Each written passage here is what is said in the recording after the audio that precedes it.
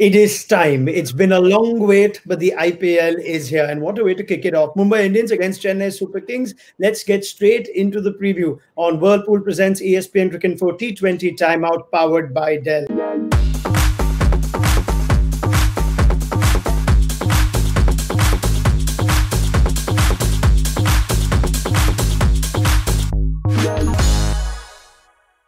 I'm Ronak Kapoor. I'm excited. So too is Sanjay Manjrekar, who we've seen several times on our network. So I won't go to him first. I'll give a warm welcome to Tom Moody. He's a face reminiscent with the IPL, but he's taken a bit of a breather from top flight coaching, and that is what's coaching's loss is media's gain. So welcome, Tom Moody.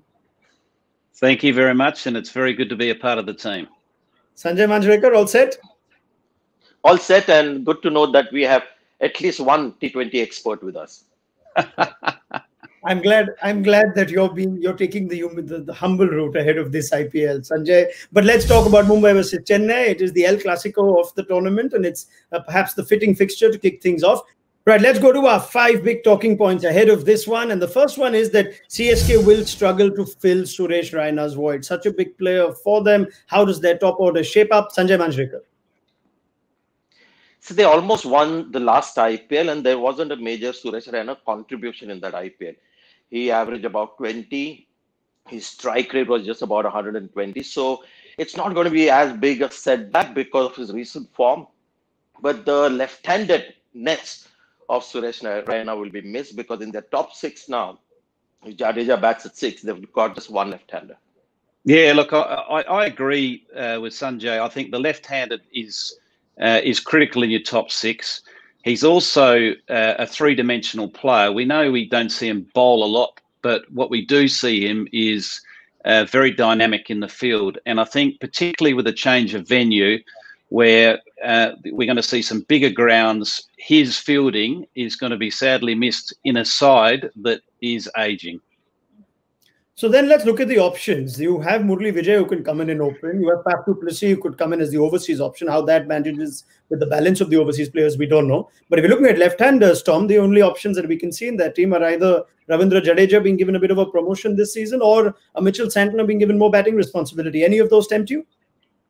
I don't see Santner playing, and I think it's unlikely Jadeja will be pushed up the order. But then again, an MS Dhoni-led side, anything can happen, and he'll do it with such confidence we all believe it's the right thing. Very quickly, your number 3, if you were picking that lineup. Sanjay? Rayudu, Ambati Rayudu. Give him some time in the middle. Tom? I'd agree with that. Definitely Rayudu. All right, at number 3, Ambati Rayudu has got over 1,000 runs, an average just over 30. We know he's had a stellar season for CSK in the past. A lot of those runs came at the top of the order. But let's see how CSK goes. Like Tom said, MS Dhoni's team is pretty much anybody's guess. How does that perhaps play out when it comes to the overseas options and when, in particular, to the fast bowling? Now, we do know that Josh Hazlewood and Sam Curran are likely to be available after whatever rules that have been laid down by the authorities. The second statement is Chennai don't need an overseas pace bowler. Tom? Yeah, look, I'd agree with that statement. I don't think they need an overseas pace bowler, but don't be surprised to see Sam Curran play in front of Bravo. I'm saying that because Bravo's coming into the tournament with a slight injury that he picked up in the CPL, and it may just give them the little bit of diversity they want in the side with the left arm bowler and also that left hand batter in the middle order.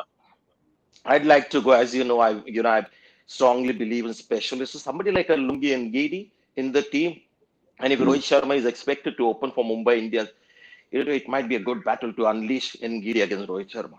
Yeah, my only point about that is it really leaves them light with their batting. That would be my concern. Going for the specialist bowler, it leaves their middle order thin. Just the seam attack, Tom becomes so reliant on Shardul Thakur and Deepak Chahar, and that is a bit of a gamble. If the pitch has something there for the seam bowler, I think they'll play that extra seam bowler. And you're right. I mean, he's a tempting option, Sam Curran, but I always like a guy who can win you games just by one skill and not. I won't use the word. Hit. The term. All right. But if we are to just discuss the overseas options balance in that case, Tom, if they don't, you think one spot would be reserved for an Imran Tahir. If you look at his form in the CPL, which automatically would say that then there's no option of playing either Hazelwood or Ngidi. Would you be happy with that, given that we got Shane Watson as a sure shot and perhaps one more between Bravo and Curran? What would your 4 overseas options look like in that case? Well, it'd be Watson, Faf, Curran, and Tahir. All right, Sanjay? Tahir can be dispensable for CSK this season because there's another very seasoned leg spinner with CSK this time in the shape of Piyush Chawla. So I'd like to see CSK back Mitchell Santner, the all-round, a little more, because I think left-arm spin will play a bigger role in UAE than it's done in the IPL in India. All right, let's talk about the other team in this. Mumbai Indians, defending champions against Chennai, and it always is a question ahead of their first game. What would the overseas combination be like? And as far as fast bowling goes, perhaps that's the only area of concern. Most of the team otherwise picks themselves. And the next statement we're moving to, Sanjay, Trent Boult and Nathan Coulter-Nile to start for Mumbai Indians. Would you agree with that? Yeah, Nathan Coulter-Nile, I think, will be the first choice seamer among the 3 seamer that are there in contention. I might go with McClenaghan as the next one because he's been there, been part of that culture. He's been in the thick of things for Mumbai Indians. And when you look at his numbers versus Trent Boult, there isn't much of a difference. So my 2 first choice seamers would be Coulter-Nile and McClenaghan. Unfortunately, Sanjay, I'm going to disagree. I'd go Trent. Former Sunrisers Hyderabad Trent Boult. Yeah, go ahead. Yeah. No, well, Delhi Capitals, and that was to me a real steal from a trade perspective. I thought Mumbai were very, very shrewd in picking up Boult, even though they were expecting the tournament to be played in India. But I would go Boult purely on the basis that I think that he's a genuine wicket taker early. He'll get the ball to swing in those conditions, and he's got the capability to do what McClenaghan does at the death. Let's move to the next one now. And for all that we say about his team and whatnot, and he tends to surprise and defy odds more often than not. He doesn't care for the odds more often than not. But this is MS Dhoni's toughest challenge. Sanjay Manjrekar? You would say, because I keep saying CSK, have defied all logic, and I mean, their comeback after 2 years with the kind of team that they had, and to go on and win the IPL was amazing. But is that like, when you have a bowler who's bowled 3 good overs in one spell and you're tempted to give that bowler 1 more over and then he goes for 20 runs? Is that likely to happen with CSK? Trying this very almost risky, unorthodox approach, maybe 1 year too much is my concern. So either they make the playoffs or they might have actually one of the worst seasons ever, because they are actually flirting with danger a lot, the kind of players that they have, especially because now most of them would not have had much cricket. Everybody's not had much cricket, more so some of their players. Including MS Dhoni, Tom, 400 plus days. He didn't feature for competitive cricket since that semi-final in Manchester. The squad's a year older, like you've pointed out. Dwayne Bravo's with a niggle, Suresh Raina's out. Is this Dhoni's toughest challenge?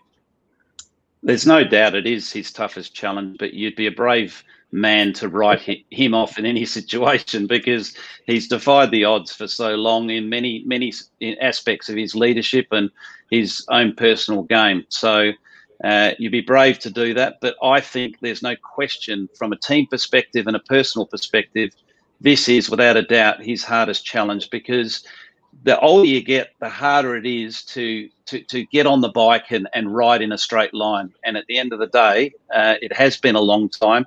He is and has been an outstanding world-class player, but can he deliver what we've expected of him and seen of him in the past? I find that a really interesting thing to watch out for. Just might get easier for Dhoni with the kind of conditions that we have in UAE. I'm just imagining flat pitches right through the IPL League, 200 scores, then CSK's task would have been doubly difficult. But in UAE, that's more down. Mahendra Singh Dhoni is laying the pitches there. All right. Now, if you give Dhoni the option of picking his opening day opponent, I'm not sure he would have picked the Mumbai Indians. And that takes us to our final point, that Chennai have simply forgotten how to beat Mumbai in the IPL. That's 5 wins on the trot now for Mumbai against Chennai, including 4 last season, 2 in the playoffs. And as we look at the overall numbers, it's 28 matches, 17 to Mumbai and 11 to Chennai. That record firmly tilted Mumbai's way in the recent season. The last win against Mumbai Indians was their first game on return from suspension in 2018 at the Wankhede when Dwayne Bravo played a stellar innings. Now, will he even feature on opening day is a question mark. So, our statement, Tom, is Chennai forgotten how to beat Mumbai? Do these sort of matchups play in the minds of franchises? They do, without a doubt. I think the bottom line is that Mumbai Indians aren't intimidated by Chennai Super Kings, or I think a number of other teams in the tournament are intimidated by them, both home and away. So I think Mumbai are well past that. They feel they're a better side. On paper, they actually, I think, are a better side. I think where they've been smart also, Mumbai, is I think they match up really well. I think they're very clever the way they match up their bowling against their batting and also their batting against the CSK bowling. Give you a good example of that. The likes of Hardik and Pollard pushed very late in the innings and really do the damage at the back end of the innings against an inexperienced death attack at CSK. Sanjay. Yeah, when I look at Mumbai Indians, I simply look at their players and find out who are the game changers, as in guys who will win the game on their own, and they've got far too many of those kind of players. And that's the reason why they've been champions in recent time, because when you look at that list and you look at somebody like a Quinton de Kock, he can win a game on his own. There's Rohit Sharma, Surya Kumar Yadav, there's Pollard, there's Hardik Pandya, there's Bumrah. So that list is long. Dhoni has players who will combine and become a match-winning unit. So when things go beyond control a little bit, when the IPL matches in top gear, that's where Mumbai Indians tend to have a little advantage over CSK. All right, gentlemen, at the end of this, quick prediction, Mumbai or Chennai, favorites for the opening day? Tom, you first. Mumbai for me. Sanjay? Yeah, I have to go by, what recent form and stats are there, but we haven't seen the pitch yet, so it's a difficult one. But purely based on stats and recent track record, Mumbai Indians. Sanjay Manjrekar, Tom Moody, thank you very much. Plenty more from you as the IPL only just kicks off, and we'll see more of Sanjay and Tom on Whirlpool Presents ESPN Cricket Info T20 Timeout powered by Dell.